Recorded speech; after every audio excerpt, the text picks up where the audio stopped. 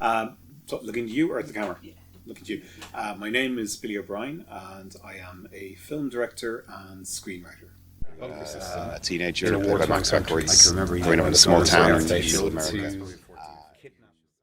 I suppose my last film would have been, also because it's the most recent, would be the most successful. That was a book adaptation, a psychological thriller called I'm Not a Serial Killer. The book was written by Dan Wells, and made that in America, in Minnesota, in the freezing cold, -20 for a lot of it. John, I want to send my wife a kiss. So it's that button, and then... Oh, good Lord, she's going to be in shock, that's for sure. John, adolescence can be a difficult time. It's normal to be drawn to death and murder, but you can go too far down that road, too far away from normal. It was really hard to get it off the ground. It was about 6 years trying to get the damn thing financed.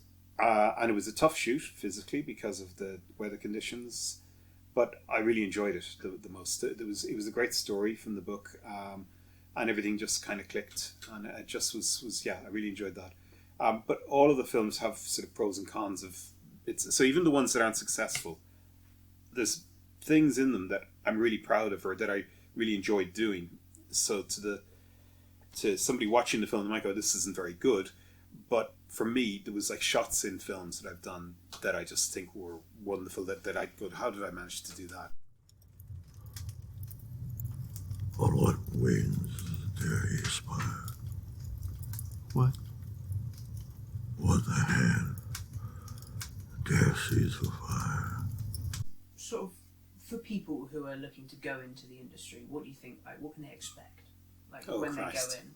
It's much wider now than when I started. I mean, obviously, because there's so much technology has moved on so far. I think Francis Ford Coppola said years ago that at some point, he was talking in the 80s, probably he was saying at some stage, because of digital just starting back then, there'd be like a teenage girl from some Midwest state, like in other words, somebody not connected with Hollywood will end up winning top awards. And that's exactly what's happened. It's sort of, for people coming into the industry now, with your phone, you can shoot a feature film, The idea of that back in I think it was 88 when I went to art college first, and then early 90s when I went to film school. It was just, Super 8 probably was the closest equivalent.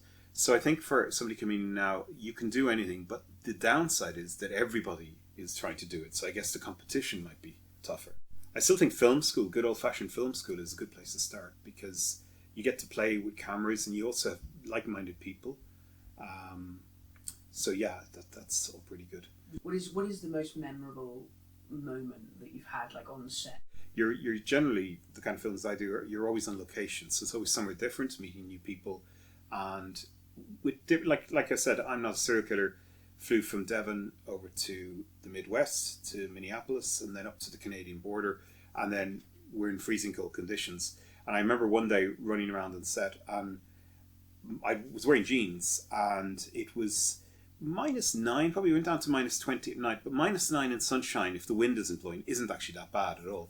But I was running around, and there was a sort of half a foot of snow or whatever, and once I put my hand down to try and move it, and all my jeans below the knee had frozen into kind of like a cardboard tube of jeans. I wasn't cold, and my feet were still warm, but it was just that the wind had come up and I hadn't really noticed it, and it had just frozen into this tube, and that's what was sort of clanking. And that's when you realize, Jesus, this isn't Devon anymore, or Ireland. It's a totally different area. But on student films, you're kind of doing all the basics, and you've got to get the basics right, and so. But I learned a lot about that, and likewise doing sound on location and all the problems of trying to get sound on location is fascinating.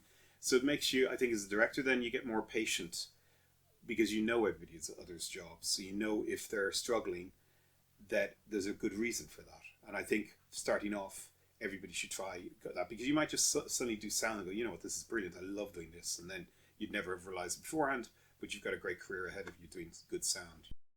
Would you have any advice for someone who, is trying to get their foot in the door, or will be in the future? I think don't specialize too early. You might think, all I want to do is to be a cinematographer. I love cameras. That's all I want to do. I think try everything, in including directing, but also try sound, try editing. I mean, a lot of the times, like I'm saying with the phone, most people your age are editing anyway, because it goes from one to the other. But just try all the different areas, because I think it'll make you, if you do end up being a cinematographer, it'll make you a better cinematographer, knowing what the other jobs entail. But when it works and it's just you and the cinematographer, say, and the actors, that's all you're aware of, then it's absolutely magical. And I think that's when that clicks like that, I just love that feeling. And in the sort of months and years while you're financing and when you're writing, you're kind of looking forward to doing that, because ultimately, like, the big secret is that directing a film is just like being on the playground in school and just playing. That's what we're being paid to do, and you know, it's ridiculous. It's absolutely a ridiculous way to make a living, but it's great fun when it works. So film shoots like that, I just love working with really creative and interesting people, where we all just kind of go, do you know, it'd be mad here. Why don't we try doing this or this? And it's not in the script, but everybody's just got onto the right wavelength. The actors and the HODs, the heads of department, like, just going, you know, that'd be amazing. Let's just try this. And if it doesn't work, it doesn't work. And you sometimes get some of the best stuff like that you just couldn't have predicted when you're sitting in front of your computer writing the scene, that the magic that will come from it. So I think starting off, if you do feel like a director, get out there and make stuff, go and direct, get your friends. You know, there's the famous stories, and they even Meet the Fabelmans with Spielberg showed it, like, where he was 15, he was out, like, even in the Super 8 days, just making endless short films. So the amount of experience he had by the time he was grown up was remarkable. Do you have like a final, almost just like a sentence to, like, the people who are watching, who are wanting to go into the industry?